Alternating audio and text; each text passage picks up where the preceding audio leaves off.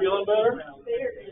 Get stronger. Still have spells, so I've had this problem all my life. I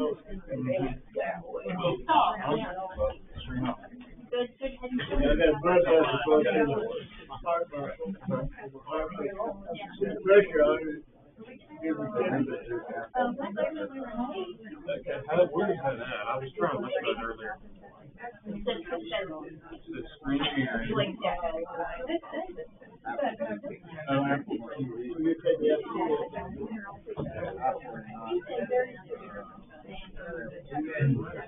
Oh, thank you. That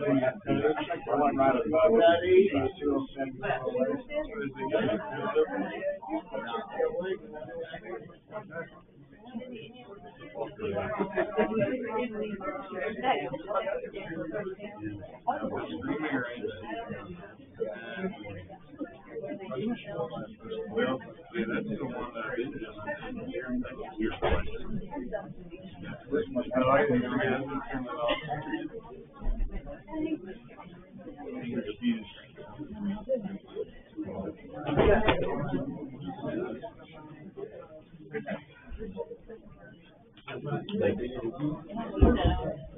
Hey, John, you're on that one. Huh? Are you John? You don't think you can pursue it? I looked up the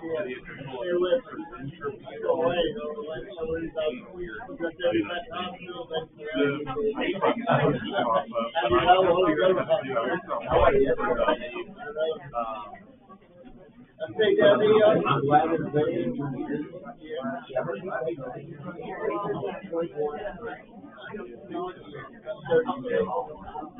got me, I'm waiting.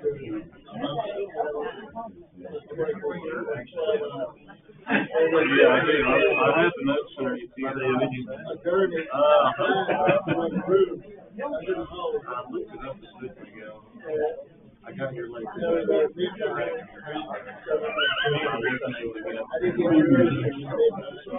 under my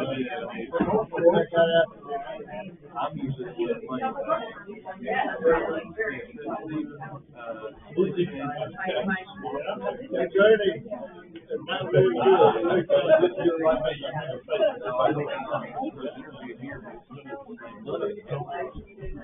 I always have to roll that against your episode. I don't know. And this is what's it off?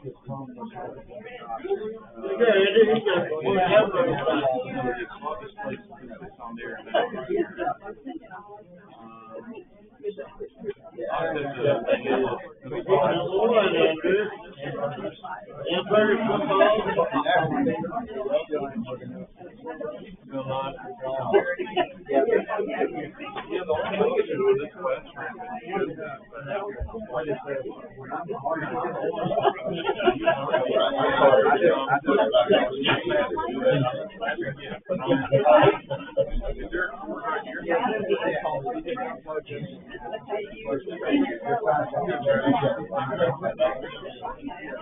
most people that's all 10 years ago, she went to work. Y'all are almost there.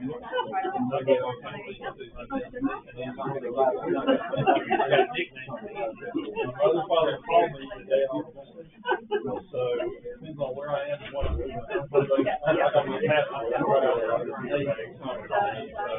I'll have to ask him, do you, it's a I've got it, it's a USB, right? Yeah, it is. I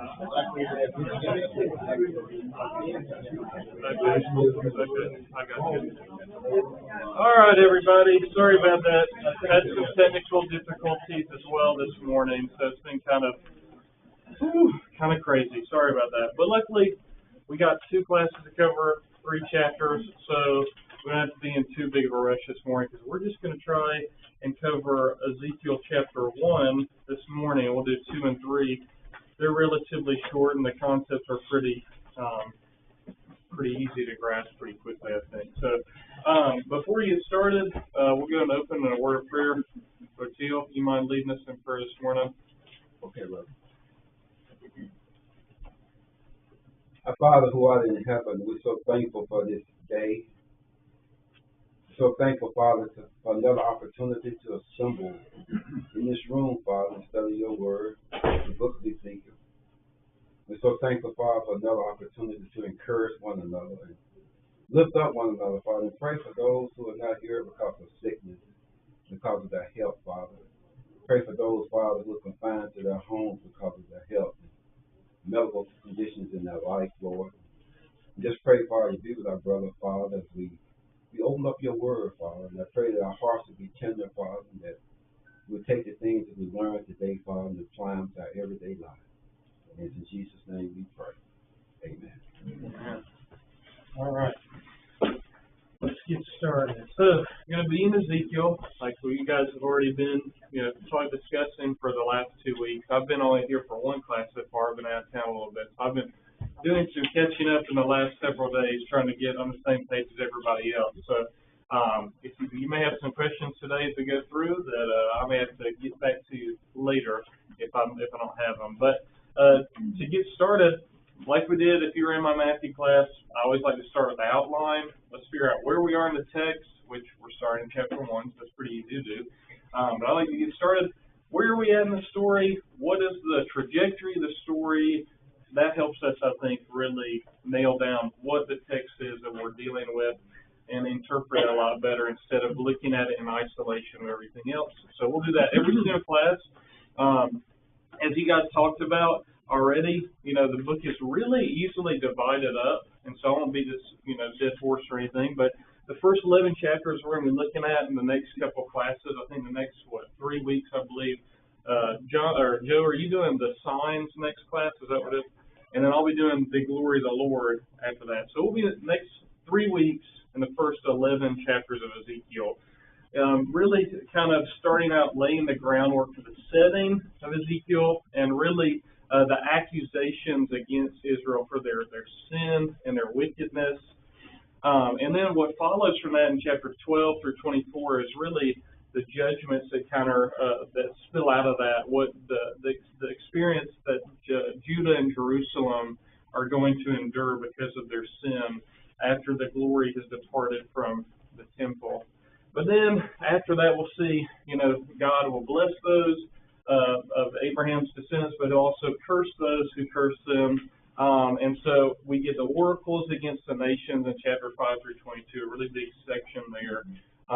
And then the turning point on the whole book, just like we're in Matthew, we talked about Matthew chapter 16. That was a big turning point in that book.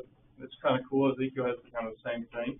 The turning point is going to be destruction of the temple. It's the hinge on what the whole story kind of turns on. So we want to, this is countdown from chapter 1 all the way to 33. We're counting down. It's like the beat of the drum. It's coming closer and closer. Babylon is coming to take and destroy the temple. And so we want to hear those drums as we're reading Ezekiel, the intensity and the despair and doom and gloom that's about to be coming upon God's people in Ezekiel 33.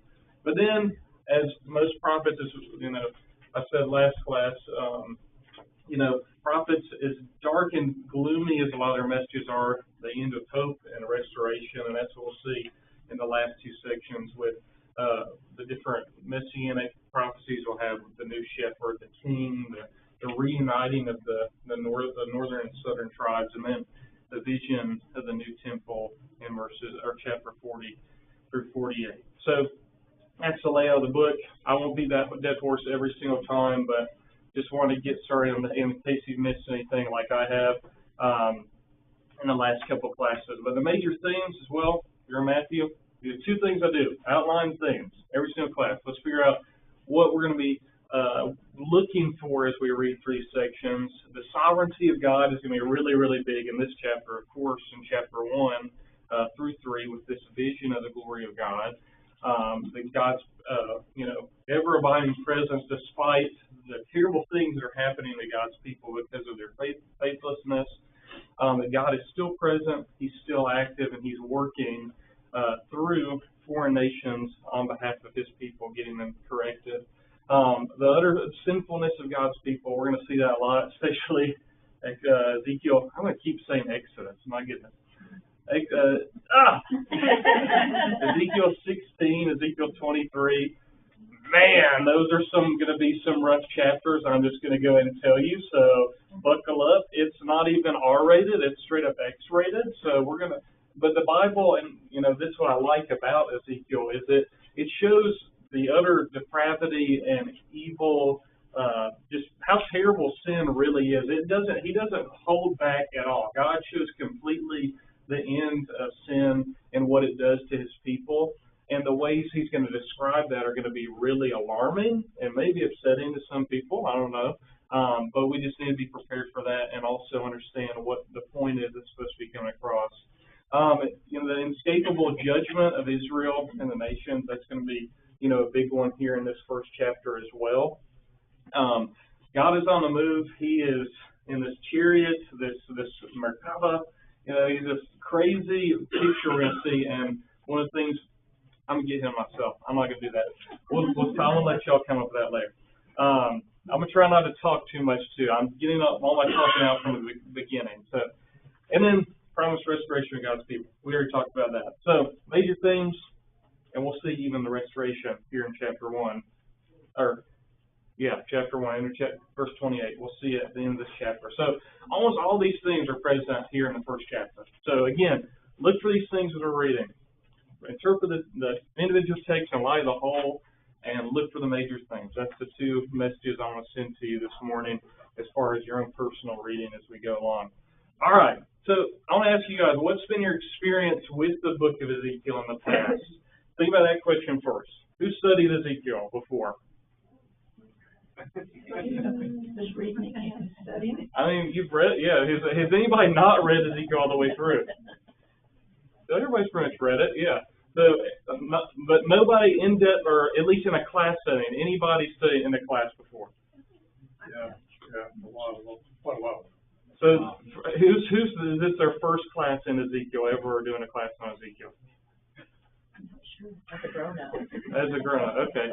So, that's pretty cool. I mean, hopefully Joe and I will do an okay job and not make you hate the book forever. So, I love Ezekiel. I've only been in one class myself that I studied Ezekiel. Is right before we moved here. I think we got to about chapter 36 before we ended up leaving. So I didn't get to see the end, so I don't know how it ends yet. So, but Ezekiel is really one of those books, along with the other major prophets, I think because the size of the book is kind of daunting. You look at 48 chapters and you think, ooh, that's a lot to cover.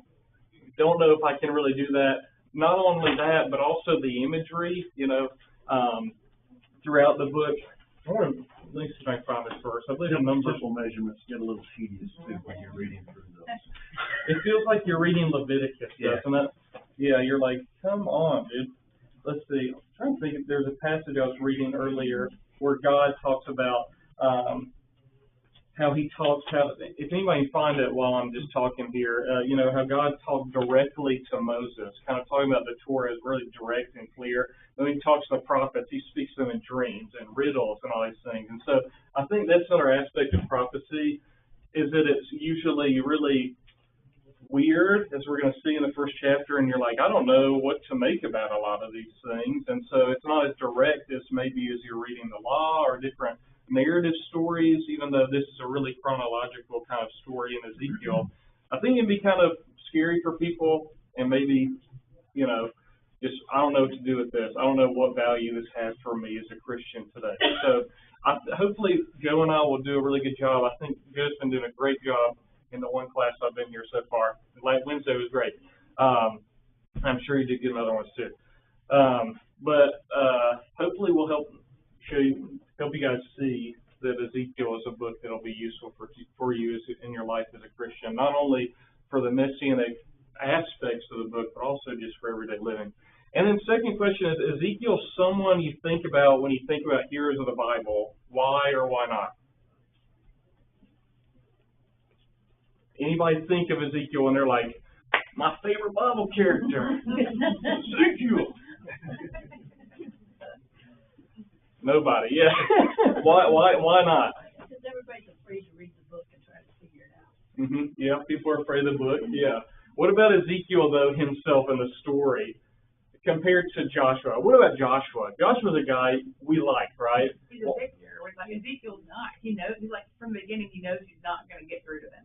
He's a loser. Yeah, I mean, at the end of the day, right? I mean, Ezekiel is kind of his story really is a losing story in the way that the world would probably look at it. Is what I mean. In the eyes of God, he's doing exactly what he's called to do. But that's not how we think about it a lot of times. And so hopefully we'll see.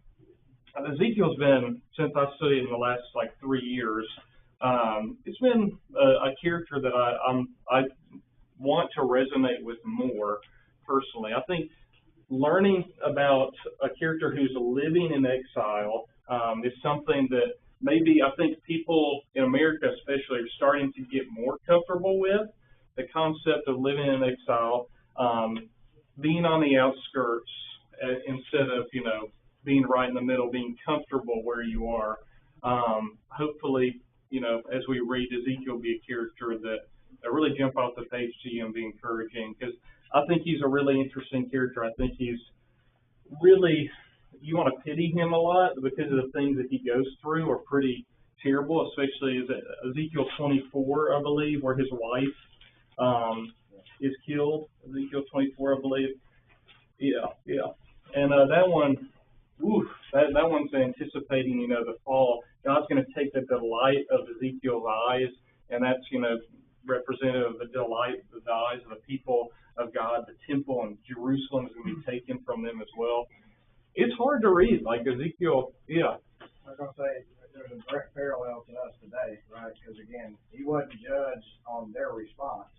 He was judged on his response of going and teaching and preaching, just like us. We're not judged on, how many did we save? Did we teach? God's going to give the increase. We just... Yep. When I was in Dothan, Alabama this last Sunday, we're visiting. I was actually listening to a guy who taught Ezekiel last time. He was preaching on Mark and parable of the sowers and things like that. And one of the things he said that really hit me was, whenever your job as the sower of the seed is to just sow. It doesn't matter where you sow. You're not supposed to even pick where you sow. That's the weird thing about the parable, right? Is who throws seed on rocky ground? Like, no farmer would do that. That makes no sense. But the point is you're not a good judge of soil. God is the one. He's the one who's going to reveal the hearts of the people who receive and who reject the message. But your job solely is to be a sower. And if you do that, every time God's word is going to accomplish what God desires it to. And so I think that was an impactful thing for me to think about. That my one job is just to preach. It's to tell people about the gospel. And when I do that, God's word will always do what it intends to do, what he intends it to do. And that's always, as a result of the heart of the individual receiving the word. But let's see. Anybody have any other comments on that? All right, let's get rolling here. What are kind of the three parts of the early section of the book of Ezekiel here in chapters 1 through 3? How did Dan King break down the book here? Is Dan going to be are they out of town right now? They're back. They're back? Okay, he's not in this class then. All right, man. Well, that's good. He is? Okay, all right. Where they are. Kids are here. They heard I was teaching, so, yeah. Well, that'll be confusing when we say Dan King and Son. Who is not his dad, if you didn't know. I thought so, it's not. So how does he break down three? There's a story. He dated Dan King Jr., who is Dan King, or no, he didn't, sorry. Kelly. Kelly dated Dan King Jr., which is the book writer's son. Yeah. Weird. Kelly has a type, apparently. Having a whole church thing, yeah. So what are the three parts of early section of Ezekiel? Vision of the throne of Christ, or the throne and the chariot. God's commission to Ezekiel to be a spokesman for God, and Ezekiel's work as a watchman. Bam! Nail on the head, Gary, my man. Yeah, the vision, the call, and Ezekiel's a watchman. So today, we're just going to cover this part, just the vision. A lot of weird stuff going on. So we're going to get through that. And then Wednesday night, we'll cover these two. And Joe already hit pretty much what we're going to talk about with the watchman concept. So it won't take us too long on Wednesday night, I think. So hopefully everybody will be here for that. If not, go ahead and read a little bit more, do some more reading on chapter 2 and 3. So again, part 1, Ezekiel 1. So let's get started. Ezekiel 1, verses 1 through 3. Let's read that. Phil, will you read verses 1 through 3 for us, please? 3 verses. Right. Joe and I had this discussion before class. Now, it came about in the 30th year on the 5th day of the 4th month, while I was by the river Chebar among the exiles. The heavens were open, and I saw visions of God. On the 5th of the month, in the 5th year of the king Jehoiachin's exile, the word of the Lord came expressly to Ezekiel, the priest, son of Buzi, in the land of the Chaldeans by the river of Chebar, and there the hand of the Lord came upon him. All right. So what are some of the things? Crud! I realized I bolded everything I was going to talk about. Don't look at that. What are some of the things that jump off the page to you whenever you read this first section here? You guys couldn't see it anyway, so it's all good. I'm going to get the TV working hopefully on Wednesday. Very specific? What's specific? Well, I mean, like at the time. I mean, there's no question as to when he's writing. Yeah, you don't see that. For when he had his vision, yeah. Yeah, there's not, I mean, you don't see that. It's especially as frequently as Ezekiel does. I'm sure Joe already talked about this a lot. The chronology that is mentioned throughout the specific dates is really unique to Ezekiel. You'll see that in other parts throughout the Old Testament, but the frequency in Ezekiel is really interesting. And so, yeah, so time, that's really important here in the first few verses, that Ezekiel is set in a time. What else? Where? Where he is. Where? Right? Where is he? By the river. By the river Chebar. And that's just a cool river in Palestine, right? At home. Or no? Yeah. We all know, you guys already talked about this a ton. They're in exile. Is exile just like a vacation?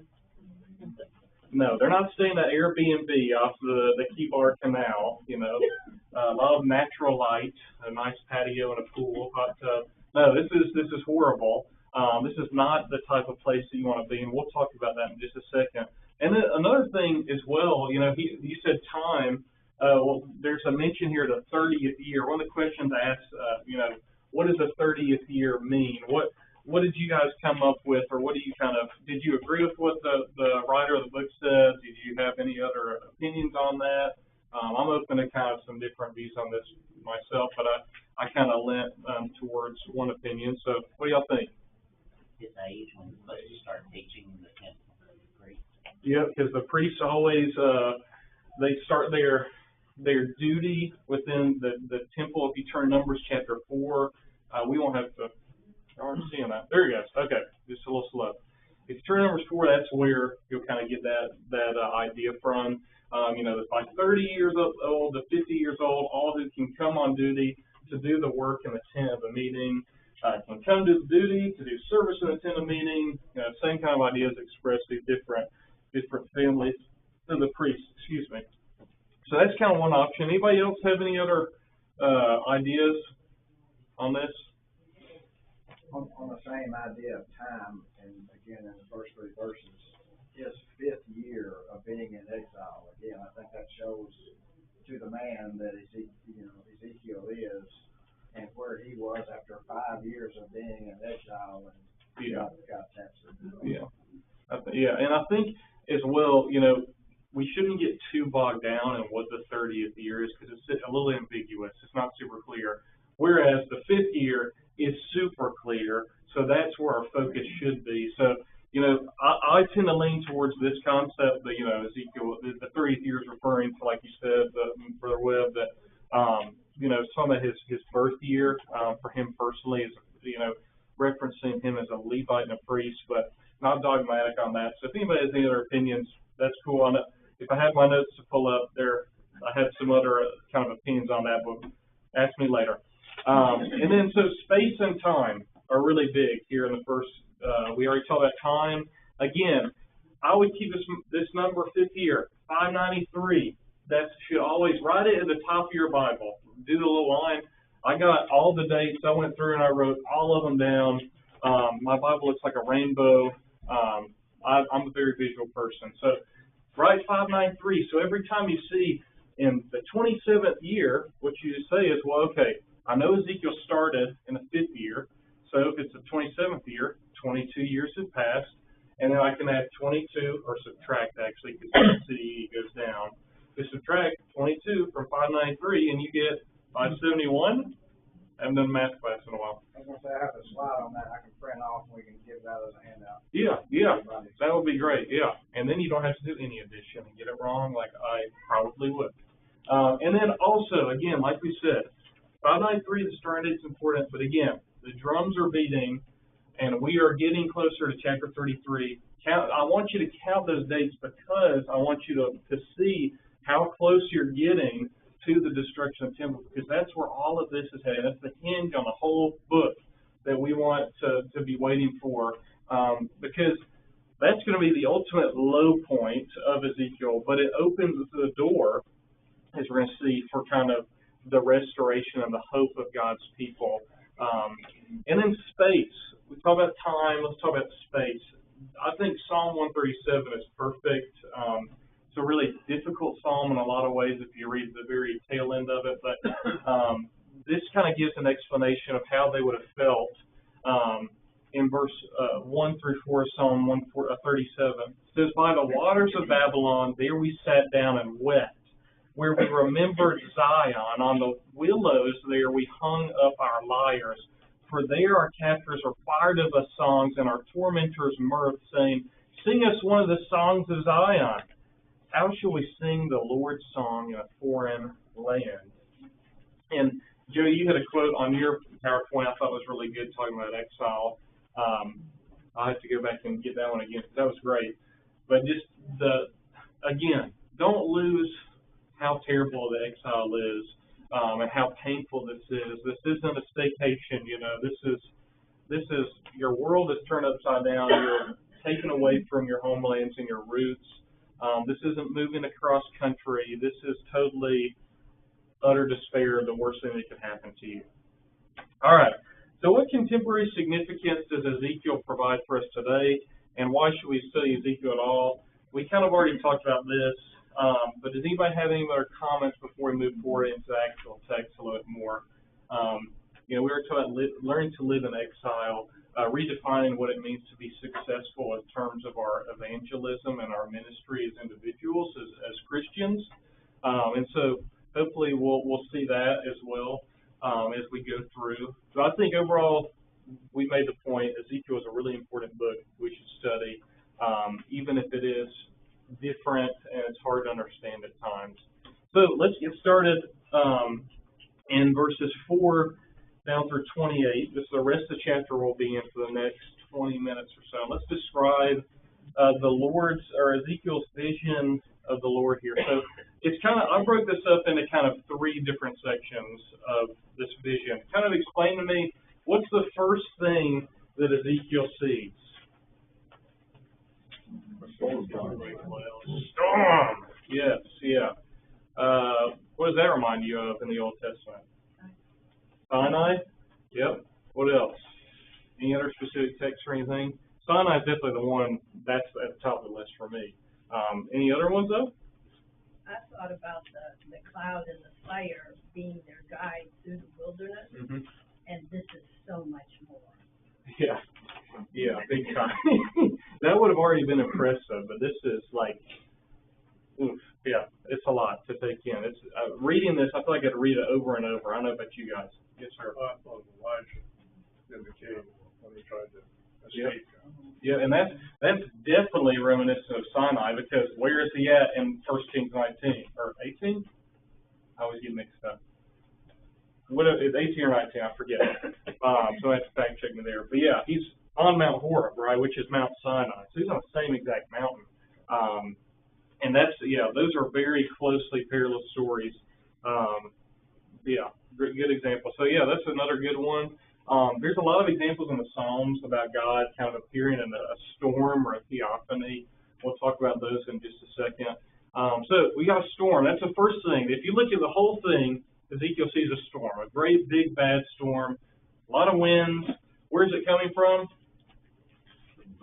The north. What comes from the north in Israel? Good things or bad things usually? Bad things, right? So God is coming. Usually when we talk about storm theophanies of God, what are they coming to bring about for Israel?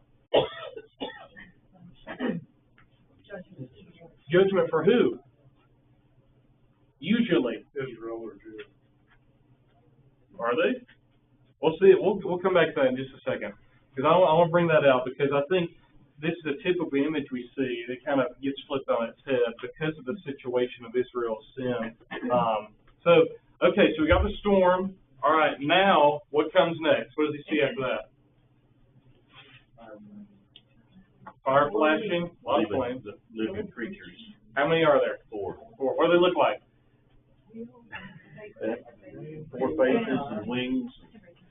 I would draw a picture, but I don't know where I'd start, to be honest. Does anybody picture the wheels on one axle or on like two? Who picture on one axle?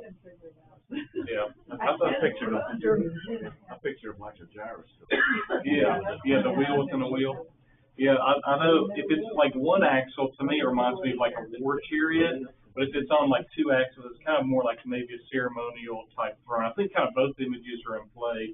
So I think it's really interesting. So, all right, so we got the 4 living creatures. What do their faces look like? They got, how many faces do they have? 4. They got 4 wings, right? 4 faces. The wings, faces are like what? Human, lion, tigers and bears. Oh my! Yeah, the lion, the eagle, and then the ox as well, right? We'll talk about maybe what this possibly means in just a second. And then, so after we get these really scary creatures, what do we see after that? What's over top of them?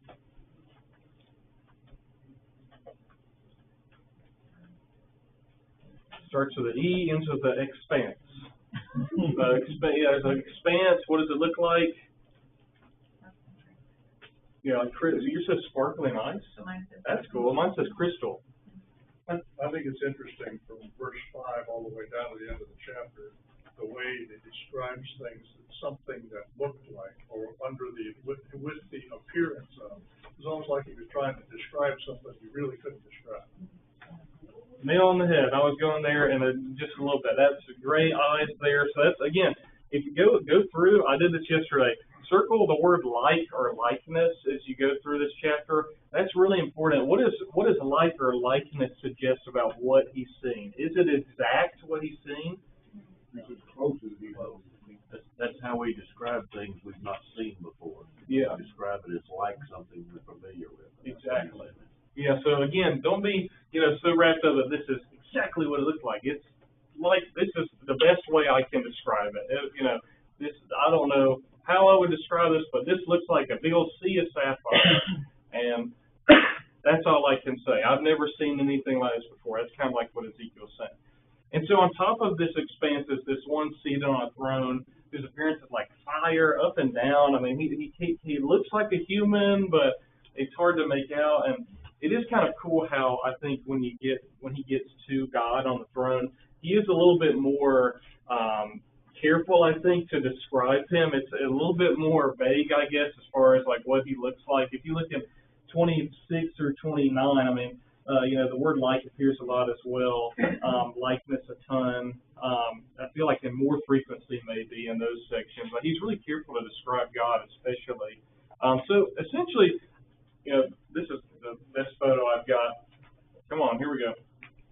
Nope. Oh, there we go. There's a ton of them, and honestly, I don't think it's actually what it looks like in my mind, but you know how hard it is to find okay Ezekiel art? I've got some creepy art in a second to show you. But this is kind of, the image of what we're looking at here. So we talked about the kind of three different sections is kind of how we're breaking this down here. So the storm theophany we talked about, it recalls Exodus chapter 19, Also Exodus 33, what happens in Exodus 33? You remember that one? It's right before Exodus 34. Did got some meeting on that last year. Right after 32. And 32, a really bad time in 32. In 33, Moses gets to see what? Something? Do what? He sees God. And what happens to Moses? Oh, yeah, his face is shining. I mean, they literally have to put a veil over him. Yeah, so Exodus 34, he literally sees God's glory. Think about the temple filling in 1 Kings 8. Psalm 18 is a really good kind of parallel passage to this. I would encourage you to go read. He talks about Psalm 18, God coming in on cherubim. He's in a storm. Psalm 29 is also another really good storm kind of theophany passage. God comes in as a storm god from the sea, and he breaks the cedars of Lebanon. It is hardcore. It is awesome. I had to say that for one of my classes the other day, and it's a really cool psalm. Nahum 1 as well. And so again, we said he comes out of the north, as things come out of the north. Typically, especially if you read Psalm 18, let's read it. We got a couple minutes. Let's read Psalm 18. So Psalm 18, Mike, you said earlier, the judgment, the storm god, comes typically to Israel or Jerusalem or Judah. But when we read Psalm 18, really this is it says a Psalm of David, the servant of the Lord, who addressed the words of the song of the Lord on the day when the Lord delivered him from the hand of all his enemies and from the hand of Saul. So this is a psalm not about judgment on David, but about who? David's enemies, right? So God is, or he's talking about God here. Sorry, I'm having to kind of go a little bit fast here, but if you look down, verse 6, in my distress I called upon the Lord, to my God I cried for help. From his temple he heard my voice, and my cry to him reached his ears. And the earth reeled and rocked, the foundations also, the mountains trembled and quaked, because he was angry. Smoke went up from his nostrils, and devouring fire from his mouth. Glowing coals flamed forth from him. He bowed the heavens and came down. Thick darkness under his feet. He rode on a cherub and flew. He came swiftly on the wings of the wind.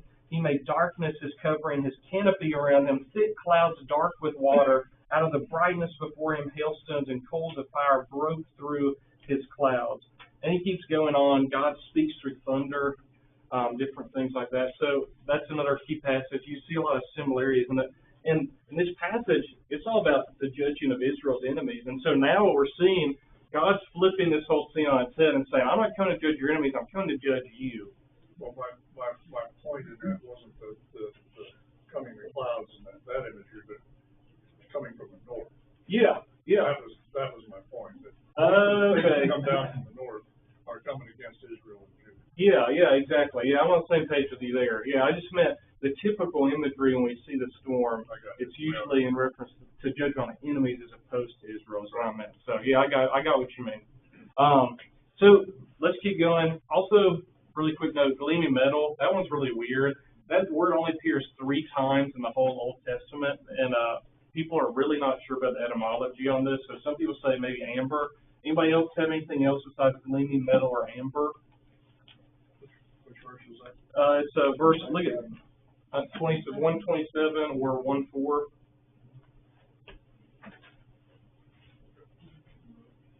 One 126 is lapis lazuli. I don't even know what that is. Lapis Blue, lazuli. it's a blue. Blue? stone. Okay. So it's a really ambiguous word to just say that in passing. So I'm not sure what to make of that, which I think adds to the whole, thing that's going on. Like you said, likeness, it's just very, don't really know what to make of it. And so from there, we got the four living creatures. Ezekiel 10 verse 1 identifies them as cherubim.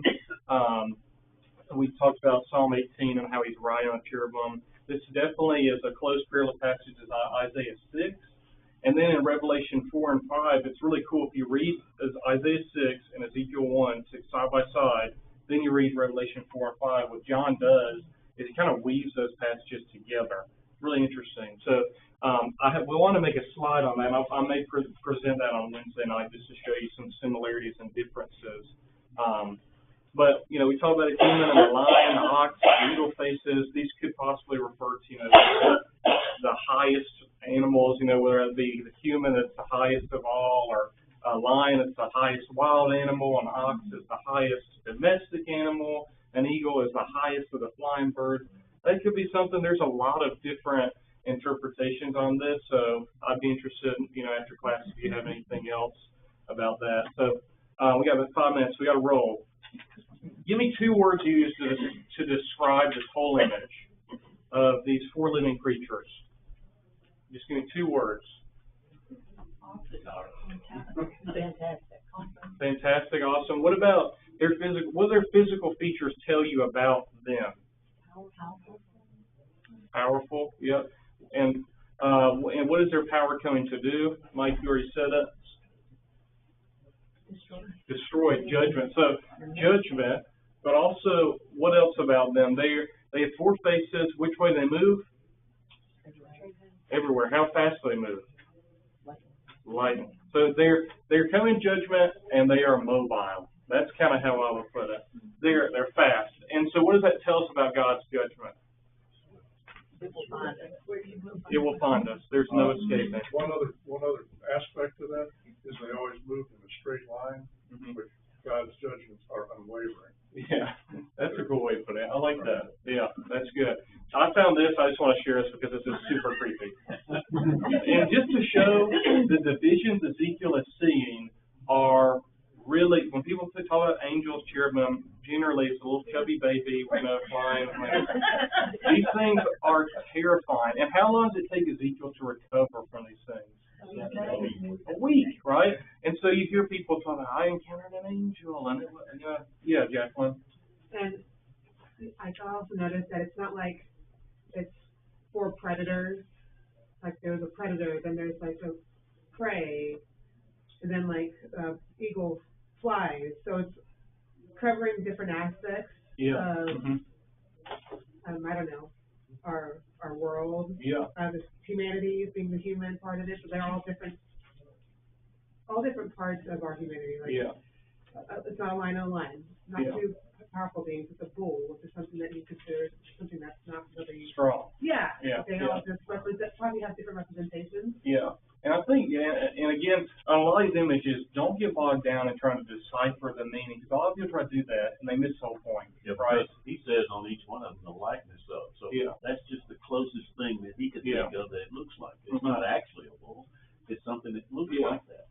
Also, a fun thing to do on your own, get an AI art generator and just start typing stuff in.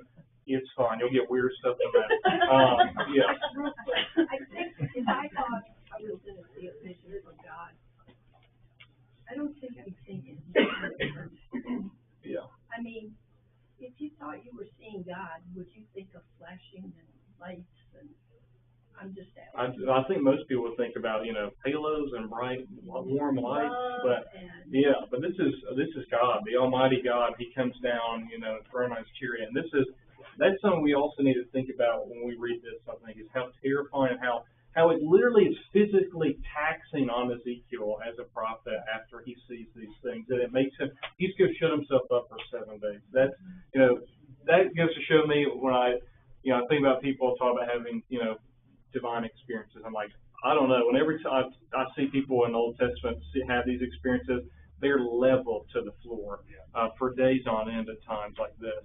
And so the glory of the Lord, this is what I'll point out here. Again, we talked about a lot of these different aspects of this. Again, the judgment, fire associated with judgment, God seated on a throne, and this appearance of gleaming like metal. We said it's kind of uncertain. It's the best thing that we can describe. I mean, imagine trying to describe God and His glory to somebody. Again, it's going to be really difficult. But what do we see at the very end of this right here? What's the last thing that we know about the appearance of God? What do we see? Rainbow. When you read this, did you see a lot of similarities with the book of Genesis? Anybody? Think about the firmament or the expanse. Some translations say firmament. That's a similar kind of language that's used in Genesis. I may make a slide of this and show this at the beginning of class because I think it's really interesting. And my notes aren't popping up here. Here, I'm going to exit out of here and see if I can pull them up so I can list this off. So yeah, if y'all can see this here at the bottom. So Genesis, there's similarities here. Blow this up. Aha, I hacked it. So yeah, there's spirits hovering over the waters. It's kind of similar. Mighty winds kind of drying up the flood. There's the winds and the storm. There's living creatures, what it's described as, the expanse, and the rainbow. And I think my last point here, rainbow is a symbol of what? That God would destroy everything. That's what Exactly. And so in Ezekiel chapter 1, we already get the whole aspect of the entire book, judgment and ending and restoration and hope in God's covenant, His hesed, His loving kindness. Bam! Ezekiel's awesome. Y'all get out of here.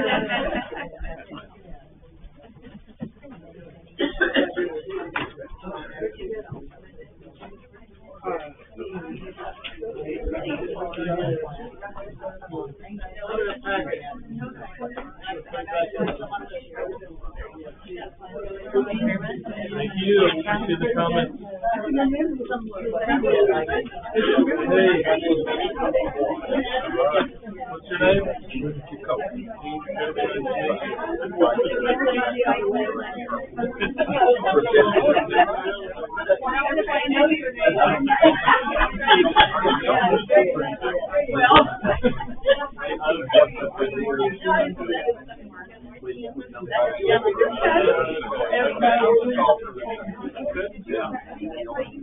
So, I guess when they were 20 years old.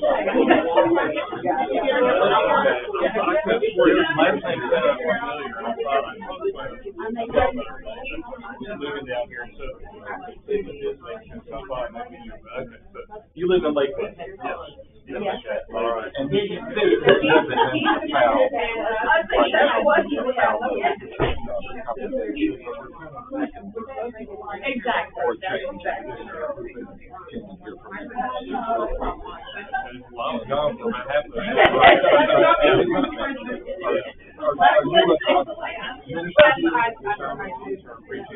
I'll be here until the end of June. You do a good job. Well, thanks. Appreciate it. It's a lot of fun, and I love it. That's my